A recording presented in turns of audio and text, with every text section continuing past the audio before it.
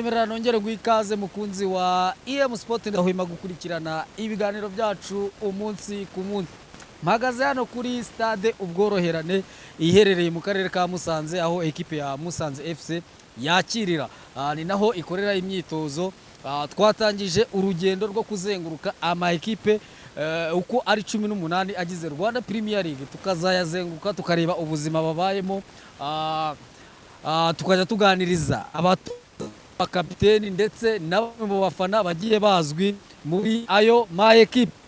Kuri twahereye ku ikipe ya Musanze iherutse kugaragurira ekipe ya Rayon Sport hano, ekipe ya APR hano ubwo yitsindaga ibitego 3 ku gitego kimwe. Uyu munsi rero twavuze ngo reka dutemberere duhere i Musanze tuganirize abakinnyi ba Musanze ndetse n'abatoza tubabaze uko biteguye. Nkwibutsa ko ku munsi wa 10 wa shampiyona ekipe ya Musanze izahura na ekipe ya Rayon Sport. Ekipe ya Rayon Sport itari mu bihe byayo byiza. Ekipe ya Musanze mu mikino 3 imaze gukinira hano kuri stade Kamena, iheruka kuhatsindira ekipe ya APR, ihitiza i Kigali, inganya na ekipe ya Polisi igitego kimwe kuri kimwe.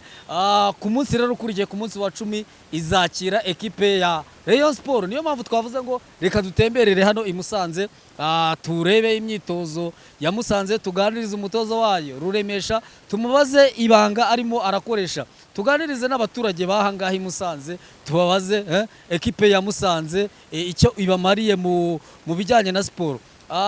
Turi bubaganirize umwe mu bakinnyi banyuze muri Rayon Sport ndetse na AS do Kigali wo bita Chabarara.